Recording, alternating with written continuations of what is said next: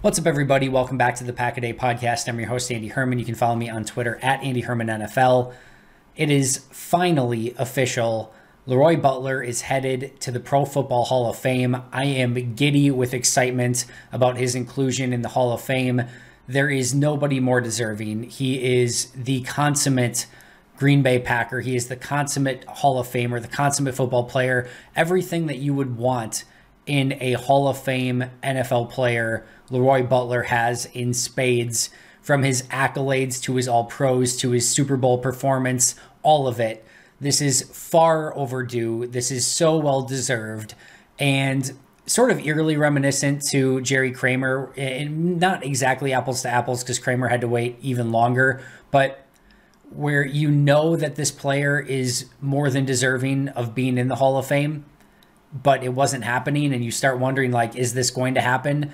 But it almost in a way makes it so much more special when it does.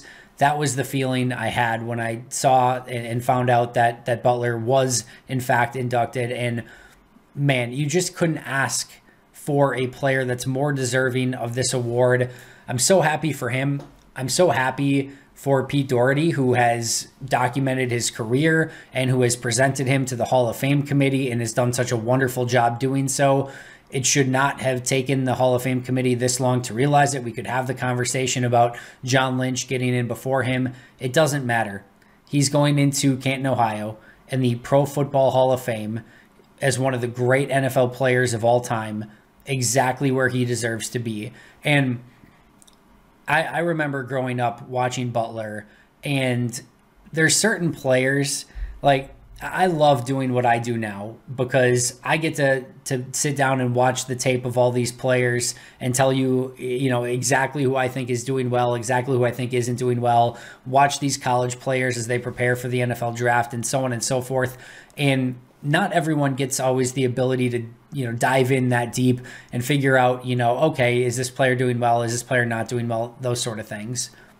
It's so special when everyone can just see the type of player and the special player that LeRoy Butler was, or that caliber of player. I don't need to tell you how good LeRoy Butler was. Throw on any tape of LeRoy Butler and you will immediately see the impact that he made on just about every single game. You don't need to have gone to any NFL scouting schools. You don't need to have a discerning eye for, what a player is doing on any given play. You don't have to have the all 22 tape. Just throw on anything that he was in the game and you notice him. And that's the ultimate litmus test. That's the ultimate eye test. Like, TJ Watt is Defensive Player of the Year and won that award. You don't need to be anything special to realize the special talent that TJ Watt is. You can just literally sit down and watch him on any given Sunday, watch him blow up a game, know that he is going to make an impact every single week, and know the special player that he is. Aaron Rodgers, who we'll get to more in just a moment. You don't have to be a special talent evaluator to understand and appreciate the greatness that is Aaron Rodgers. Like, there are just those players that transcend the game, and it's so easy to tell when you put the highlights on, put the tape on, whatever you want to do. And Butler was clearly above and beyond one of those players. And he passed the eye test. He passed, again, just throw on anything on any given Sunday of Butler playing, and you could easily see it. He was, obviously first-team All-Pro on numerous occasions, all-decade team. Whatever accolades that you want to point to, he passed with flying colors in order to be enshrined in the Hall of Fame. This is not a debatable of this person should have got. No. All you had to do, quite frankly, is once John Lynch got in, you sort of had to know, right? Because with all due respect to John Lynch, amazing career, great NFL player, paled in comparison to what Butler did. So once Lynch got in, and it should not have taken place before Butler, but once he got in, you literally as a Hall of Fame voter could not say, well, we're not sure Butler should get in. If you put Lynch in, Butler has to be in. He has to be in. And thankfully, now he is. It took 16 years of eligibility, which was far too long. First NFL player ever with 20 sacks and 20 interceptions. One of only 4 defensive backs all time with 35 interceptions and 20 sacks. Just an all-time great player. I remember exactly where I was on that Reggie White play where he lateraled to Butler and Butler returned it for a touchdown. And he did, of course, the famous jump in the stands, the Lambeau leap. I'll also remember there's certain combinations in NFL history that are just special, right? Peyton Manning and Marvin Harrison is one of those great connections. You may think I'm heading like Reggie White, LeRoy Butler here or something like that. I'm talking Fritz Shermer and LeRoy Butler. Fritz Shermer was always a great defensive mind and defensive coordinator. LeRoy Butler was always a great NFL defensive back. They didn't need each other to be successful, but with their powers combined, it was scary special, and a huge reason why that 96 Packers defense was so freaking good, and a huge reason why they won a Super Bowl with that combination. And all you have to do is go and throw on that Super Bowl tape to see exactly what I'm talking about. The creativity at that time in the 90s of how Fritz used Butler, and as a blitzer off the edge, Butler could do everything. He could cover, he could free safety, he could strong safety. He could be a legitimate slot guy, blitz off the edge. I mean, he's like what Dom Capers did with Charles Woodson, what we see the Rams do with Jalen Ramsey. Like in the 90s, Fritz was doing that with Butler. And the 3 first-team All-Pro seasons for Butler with Fritz Shermer as coach, those two together was just a match made in heaven. And while Butler, like I said, was always successful up until that point, as was Fritz Shermer, those two merged together was just this super special tandem. And to me, they supercharged each other and made that defense so incredibly special. And same thing for, I know, and this is a tangent here very slightly, the same thing with Charles Woodson and Dom Capers. Charles Woodson was amazing prior to that. And Woodson, I think you can make an argument, had more to do with Capers' success in Green Bay than maybe Capers with Woodson. But man, how Dom Capers used Charles Woodson in that defense. I know that Dom Capers years after that would have a lot of issues. I would love to go back to the Giants-Packers NFC Championship game and say, hey, Plexico Burress is just schooling Al Harris all game. Maybe think of putting Charles Woodson over there for a few plays instead. I would love, some of those things, but you go back to 2010 and what Charles Woodson was doing in that game. And in fact, now that I'm thinking of it, I don't think Dom Capers was in that game. So either way, doesn't matter. I'm off on a tangent regardless. But Dom Capers in 2010 with what he did with Charles Woodson was nothing short of absolutely incredible. And you just get those tandems every once in a while that are just perfect. And Butler and Fritz Shermer, Woodson and Dom Capers were just two examples of that. And finally, wrapping up Butler here, I think the thing that, and Maggie Loney pointed this out on Twitter as well, that's so exciting is this, this player who made jumping in the stands, the Lambeau Leap famous, will now be on the Ring of Honor in Lambeau Field for eternity. Because he's a Hall of Famer. And I think that's just such a special acknowledgement and award and honor. And everything about this is just so amazing. Like I said, I'm beaming, I'm excited, I'm giddy.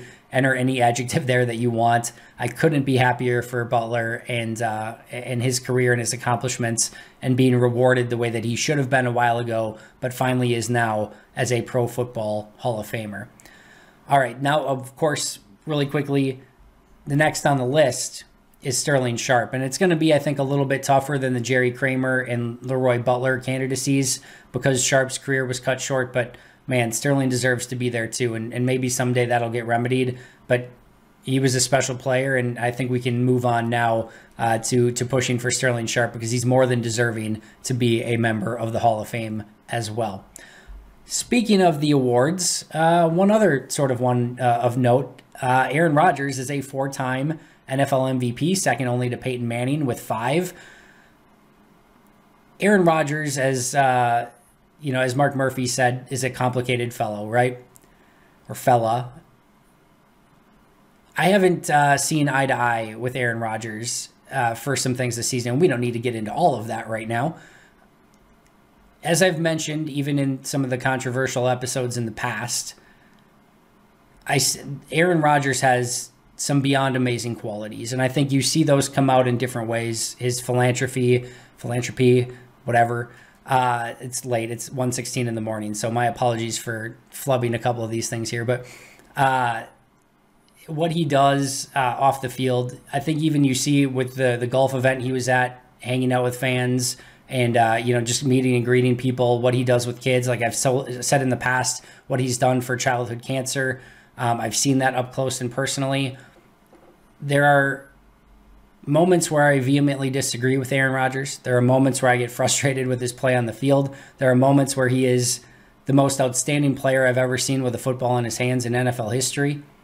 And there are moments where he's just absolutely amazing. I thought his speech was incredible. I thought everything that he's done in the last few days has been amazing. That's the sort of Aaron Rodgers that we've grown to love over the course of however long. And I thought his dedication to Ted Thompson was awesome. I still don't think Ted gets enough credit for what he did.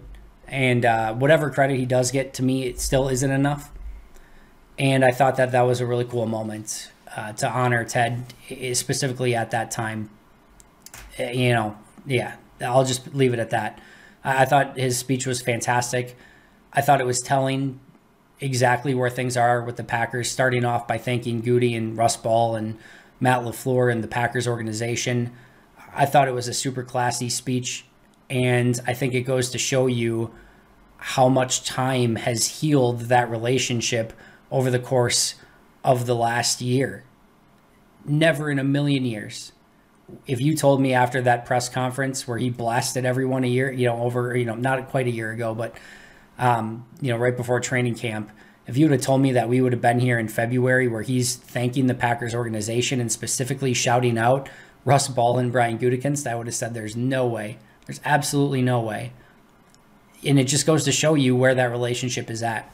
I know a lot of people were trying to piece together, was this sort of a retirement situation? Was this some sort of closure? Was he, his thank yous? I think you can glean some things from his speech and from his press conference after that. If you want to run with it and say, I think he's retiring, I think you could. I didn't see it that way. I think this was the speech he was going to give no matter what. I'll say this. I'm no further, I don't think he's going to retire. I still believe that. I said the other day, I'd be shocked. I would still be shocked. There's no bend along the river that would surprise me too much at this point because it's still Aaron Rodgers and you never quite know what's going to happen. And you could easily see him piecing out at any moment and just walking off on his own terms. He talked about being bitter from that loss in the divisional round. I think that's going to motivate him. I think that's going to motivate him more than anything. And I'll say this too. Rodgers is given, and I've said this in the past, Rodgers is given a play-by-play of what he's wanted. He said he's wanted to retire a Packer a long time ago. He just said that the Jordan Love stuff and how the organization sort of was operating for a while sort of changed that curriculum, that calculus, if you will. I think he's gone out of his way to say that that's not the case anymore. So that, I think that box is checked. He said that he doesn't want to go out as a bum. He wants to be playing at a high level. He just won an MVP. If you've listened over the years to the criteria of what Aaron Rodgers has wanted and at what point he would sort of exit, this is not the criteria. It's not even close to the criteria of what he said. So while on the day of winning his fourth MVP, he said he's got no decisions about his future, I'm more steadfast than ever that I don't think he's retiring. And I would even go as far to say, I feel stronger than ever that this is not a guy who is about to demand a trade out of Green Bay. He showed legitimate love for Matt LaFleur, his head coach. He shouted out Brian Gutekunst and Russ Ball and the entire Packers organization for their work and how he's felt special as a Packer over this past year. I don't see this as a guy who's ready to retire, and I don't see this as a guy who's ready to demand a trade. Green Bay has very seemingly stayed steadfast in that they want him back. Matt LaFleur echoed that again on Thursday, that they want to see him retire as a Green Bay Packer. As I sit here right now recording this, it's the strongest I've felt in a long time that I believe Aaron Rodgers is going to be back. Again, fully believe that I could change my mind again tomorrow with new information or new news. Nothing, again, would shock me to any degree. Anything could happen. But this is the strongest that I've felt, honestly, since we started to hear the initial rumors that he could be gone a year ago. Since that time up until now, this is the strongest I felt that he's going to be back this upcoming season. Now, a couple quotes from Rodgers. He did say, quote, "I don't fear retirement. I don't fear moving on." He also said, he still had the bitter taste in his mouth from the divisional game. Also feels like, he's highly competitive. Definitely a lot to weigh. Said that there were a lot of things that were done to make me feel really special and important to the past, the present, and the future of the franchise. Again, shouted out Goody and Russ Ball for that. I just don't see this as a guy that's walking away, and I don't see this as a guy that's demanding a trade. That's my gut feel from all of this. More importantly, well-deserved. I thought he was the rightful winner of the fourth MVP, or of this year's MVP award, his fourth NFL MVP. I think you could make an argument that maybe the postseason should count in these. Not anymore. Like, they've made this decision a long time ago, so no need to change it now. And if the postseason counted, probably wouldn't have gone to Rodgers, but it's a regular season award. And because of that, to me, he was the clear and rightful winner, and that ultimately was the case, winning fairly easily over Tom Brady and Cooper Kupp. Zach Cruz pointed out, rather appropriately, that the Packers now have the most NFL MVPs in NFL history with 10, Rodgers with 4, Favre with 3, Starr with 1, Horning with 1, and Taylor with 1. So 10 total MVPs for the Packers. Meanwhile, unfortunately, Matt LaFleur did not win NFL Coach of the Year. Listen, Vrabel had a lot of rights to that award. I would have voted LaFleur personally. I think Vrabel has a lot of rights to that award as well. I would have liked to see a world, honestly, where they split it. I think that would have been really appropriate. I think both were deserving. Like I said, I would have leaned LaFleur. I would have loved to see a tie, just because, again, I think both of them were very well deserving of the award. But listen, Matt LaFleur is deserving of a Coach of the Year award for one of the last 3 seasons. Pick one. You should have had one by now. I think he'll get one eventually. But, I know when you have Aaron Rodgers and a really good team, it's tougher to do that. But what he's done over the last 3 years is more than deserving of at least one Coach of the Year award. Hopefully it comes sooner rather than later. But again, Vrabel was more, not more deserving, but more than deserving overall of that caliber of award for NFL Coach of the Year. Wanted to shout out quick Sam Mills and Tony Boselli. I know the Hall of Fame class as a whole looks great, but Sam Mills and Tony Boselli were 2 of my favorite players. So, Sam Mills was probably the first, he might have been besides Deion Sanders, I'm trying to think if there's anyone else. Deion Sanders and Sam Mills were 2 of the first defensive players that I ever really fell in love with. Kevin Green was one of them. Of course, Butler, Reggie White. There's a handful. Sean Jones, I loved. Santana Dotson, I loved. But Sam Mills was one of those first players that just popped off the screen to me. And at his size and what he did as just a physical attacking linebacker, he was so fun to watch. So happy to see him. And same thing with Tony Boselli, what he did at left tackle. I was shocked that he didn't get in sooner, but also more than deserving. Was also surprised. I'm saying this on a Packers podcast as a Packer fan.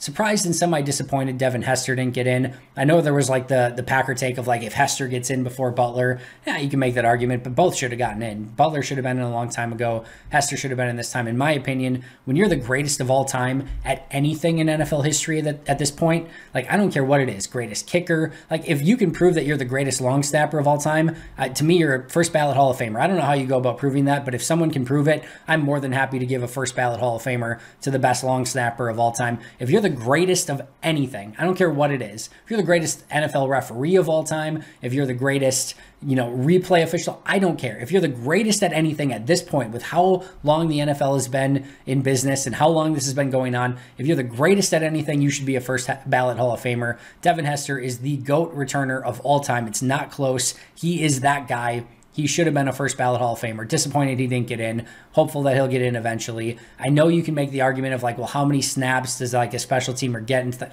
I don't care. He was electric. He was dominant. You didn't want to, he changed the game for special teams and for the Bears specifically. He deserved to be in. I hope he gets there eventually. But at this point, you know what? We're going to spend more time celebrating LeRoy Butler than lamenting Devin Hester not getting in on this podcast. Could not be more happy for Butler. And I'm going to end with that because he's just so deserving, and couldn't be more excited that he's going to be a Pro Football Hall of Famer. Thank you so much for joining me. Appreciate you as always. Guess what? As always, I'm going to be right back here tomorrow, so make sure to subscribe if you haven't already. But until next time, and as always, go Pack Go.